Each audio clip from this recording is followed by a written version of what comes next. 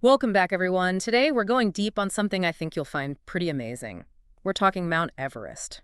I know you've always been fascinated by mountains, and this one, well, it's got a twist. A twist. Yeah, it's not just the tallest mountain on Earth, but it's actually still growing. That does challenge how we usually think of mountains, doesn't it? Like they're just, you know, solid and unchanging. Exactly. You'd think after millions of years, they'd just settle down. But Everest, nope.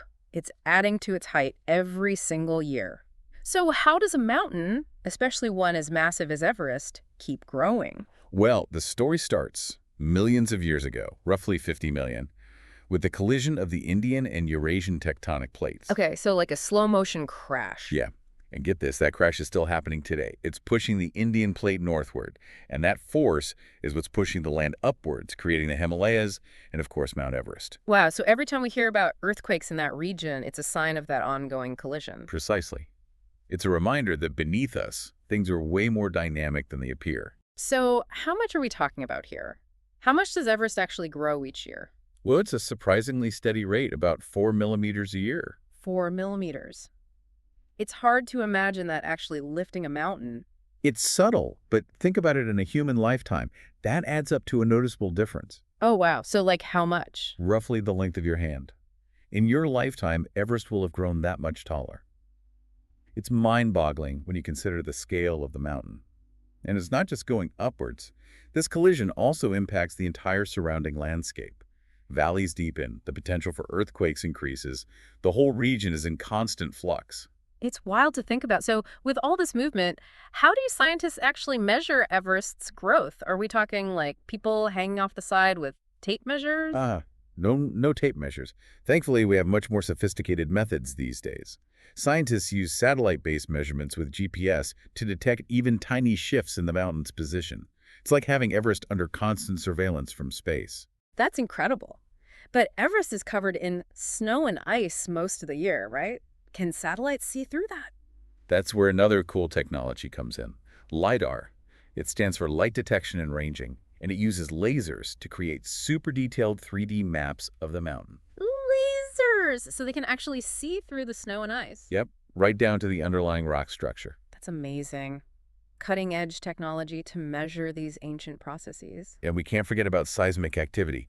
Every earthquake, like the big one in Gorka back in 2015, provides valuable data. Oh, right. The Gorka earthquake. Wasn't that a massive one? Yeah, a magnitude 7.8, and it actually caused Everest to shrink, at least temporarily. Wait, really? The earthquake made it smaller? It did.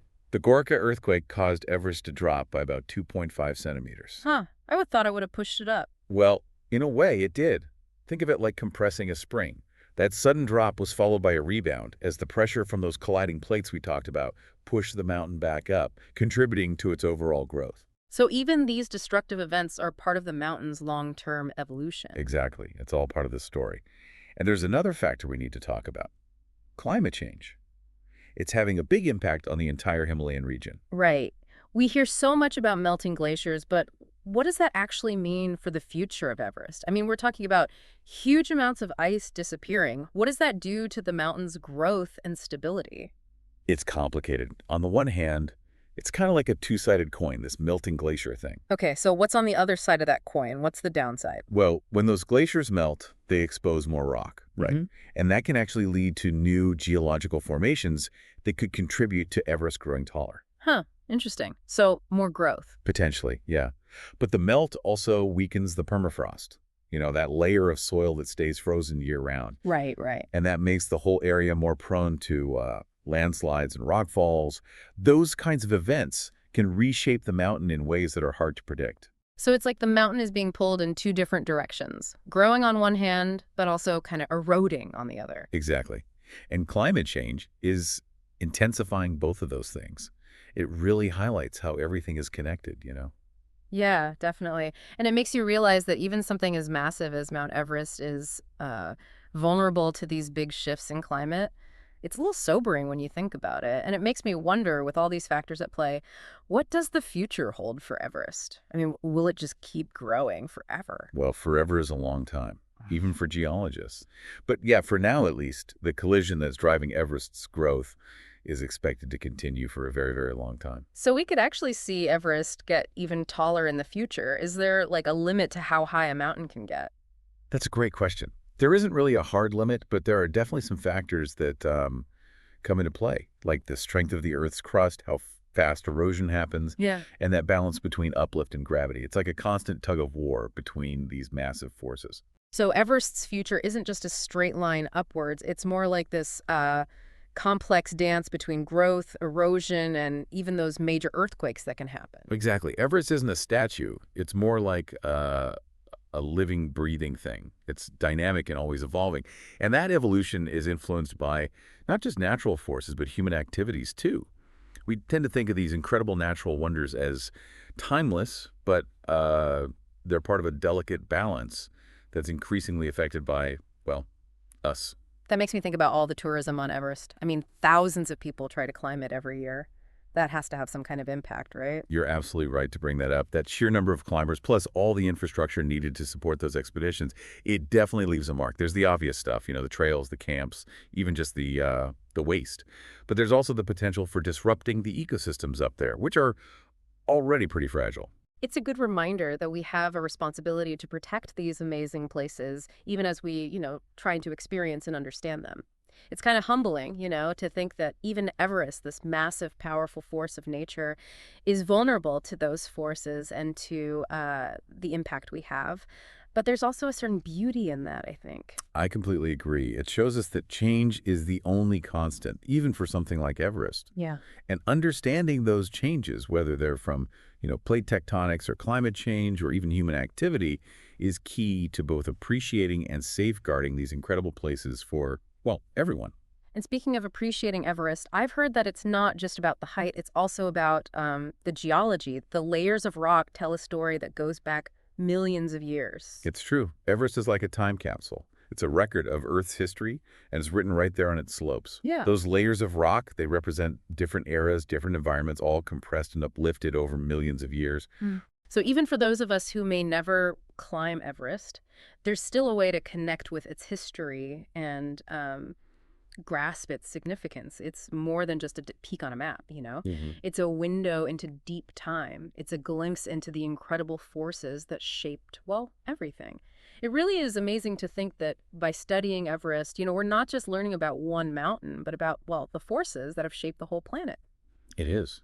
It really shows you how everything's connected. I mean, those same forces that are pushing Everest higher, they're also influencing things like earthquake patterns, around the world, and the formation of mountain ranges, even Yep. the way natural resources are distributed.